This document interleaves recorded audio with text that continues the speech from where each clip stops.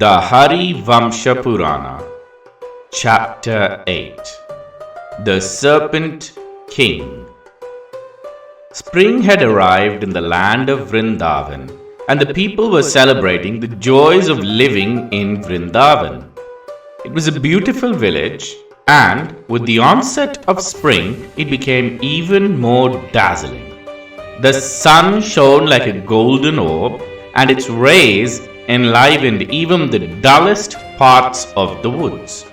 Krishna, Balarama, and a group of boys would spend their entire afternoon playing with the cattle and exploring the depths of the beautiful woods in Vrindavan. One day, while exploring, the boys came across a large pool of water almost as big as a lake. The odd thing was that there were no animals, trees, plants, or anything near this lake. The lake was almost as big as 4 leagues. There was just one kadamba tree on the edge of the lake, and both Krishna and Balarama saw lots of skeletons of rodents, dead fish, small mammals, and birds. A foul smell emitted from the lake, and all the boys immediately felt queasy and nauseous. Krishna thought something was odd about this lake, and Balarama agreed with him. The boys had been exploring all afternoon and morning, and hence they were thirsty. One of the boys, called Subala, rushed to the lake and sipped some water.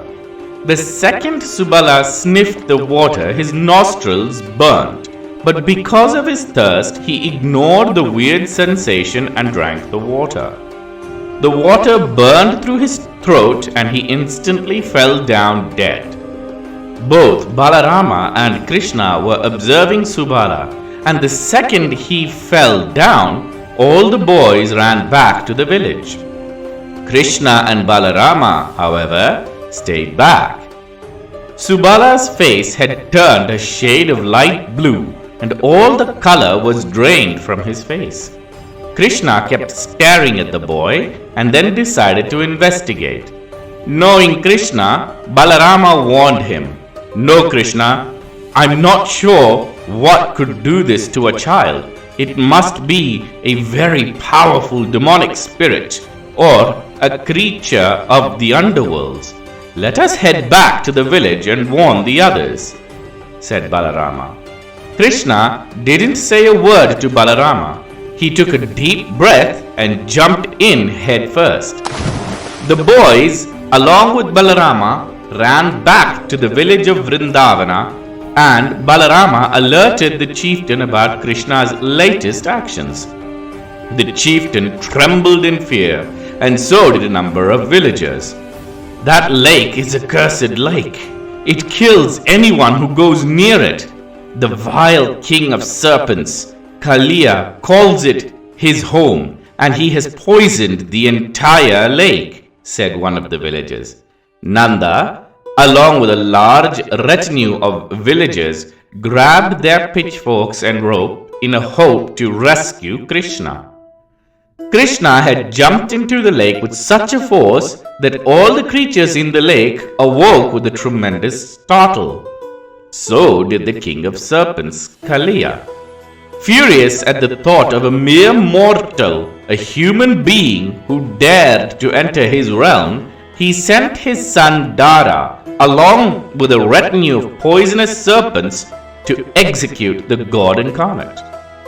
They approached Krishna and spat poisonous venom and attempted to bite him, but Krishna was too quick for them. He rooted the serpents, killing a few and maiming the rest, and swam towards Kalia. Kalia and Krishna began to wrestle. Kalia was a 5-headed snake, and each head had a hood. With all his might, Krishna strangulated one of the hoods, only to find 2 new heads had sprung in its place. The fight went on for a while, and Kalia grew more and more heads. Finally, Krishna got the upper hand. He decided not to strangulate the heads, but instead deliver powerful blows to each hood. In time, each head began roaring in pain. The inhabitants of the village finally made their way to the banks of the lake where Krishna disappeared, and they saw a young Subala lying motionless on the floor, and the worst thought crept into Yashoda's heart. Nanda didn't know what to do. Going into the water meant certain death for any human being, but he could also not stand idle and do nothing. Some of the villagers ran hither and thither. Yashoda began lamenting that she lost her only son. Some villagers began cursing Vrindavana. Within a few minutes, which felt like hours for the poor villagers, a large hooded snake burst out of the lake, with the god incarnate hopping on each hood as if he was dancing. The snake was so exhausted with the battle that it began speaking in serpent tongue to Krishna. "Dear creature, who are you? How are you so mighty? Please forgive me and my sons for attacking you. Please, please let me be," said Kalia. And soon 2 other snakes approached the dancing Krishna. "Please, child of Vrindavana, please forgive our husband. We are his wives, and we beg you to forgive him," implored the wives of Kalia. "I am Lord Krishna, the incarnation of Mahavishnu. You have poisoned this lake, killed hundreds of innocent animals, including cattle and kine, and now you have poisoned my friend Subala," said Krishna in a commanding tone, as he hopped on each head. "Oh, how fortunate I am to have the great Mahavishnu's feet dance on each of my heads. Forgive me, my lord. Forgive my folly in displeasing you. Tell me what I must do to redeem myself," asked Kalia. "The child Subala is heavily poisoned. I know you have the antidote to his poison. So first heal my friend Subala and then leave this lake and never return," instructed Krishna. "My lord, I will happily heal Subala, but my wives and sons have been hunted by your vehicle and pet, the eagle Garuda. He incessantly kills my kith and kin, and I too am afraid for my life. That is why we are hiding here. Garuda cannot enter this enchanted lake because of a curse from a mystic called Subari," said the king of serpents.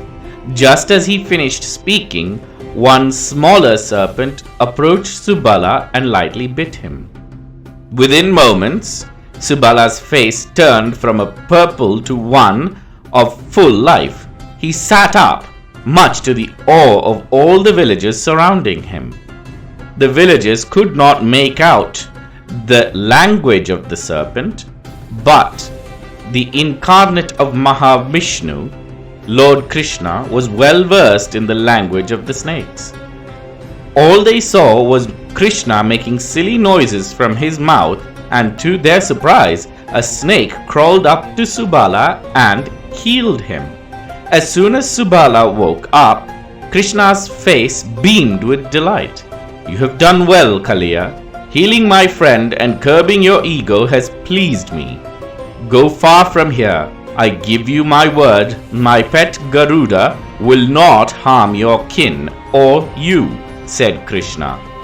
All the 100 hoods bowed to Lord Krishna, and so did his wives and sons, as they all left the lake in search of different pastures.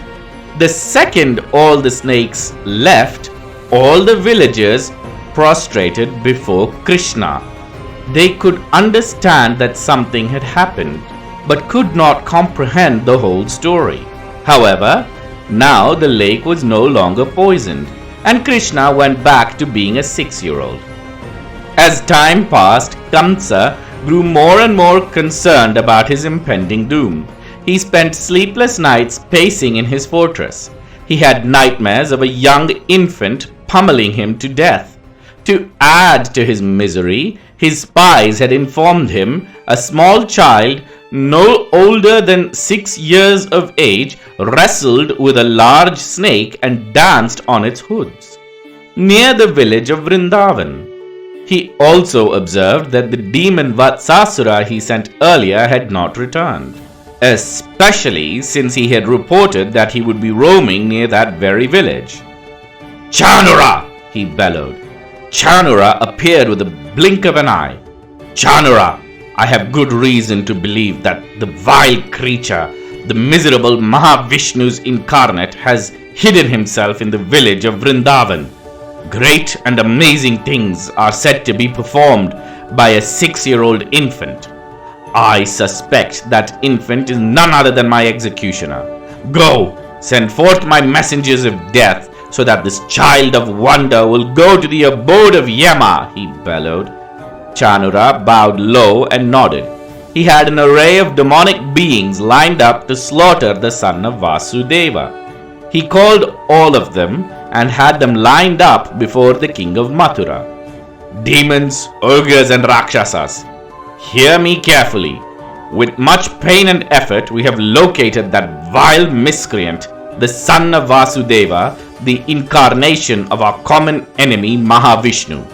Go forth to this village of Vrindavana, where he hides like a coward, and slaughter him," said Chanura to a host of demonic beings, all of which bowed low and fled.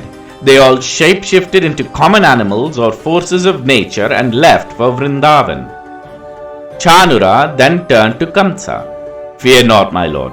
I have assembled the largest host of demons and monsters. The 6-year-old human infant will stand no chance," said Chanura. "I don't know, Chanura. He has slaughtered everyone we sent so far and has performed miracles. My spies say he was tied to a boulder and he lifted the boulder. He danced on the hood of an extremely poisonous snake. These do not sound like the actions of an ordinary infant," said Kamsa. Fear was settling into him. The fear had turned his hair grey, and visible lines of wrinkles began to appear on the forehead of this tyrant. "So he killed an old witch, broke an old cart, and blew the wind. The rest are just rumors, your majesty," said Chanura as he comforted his master. "Do not worry, O mighty ruler of Mathura. This child is not worthy of your thought. Focus instead on your kingdom. Come, let me entertain you with wealth, wine, and women, so that this child will no longer pester you," he said. What an amazing tale!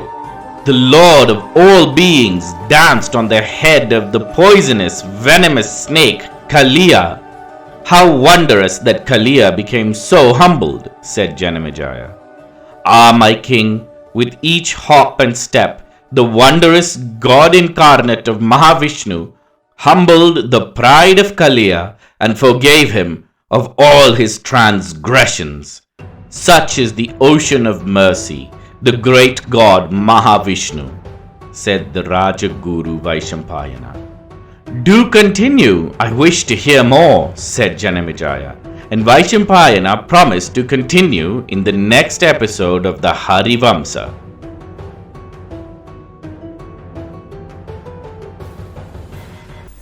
I hope you liked today's episode of The House of Kuru.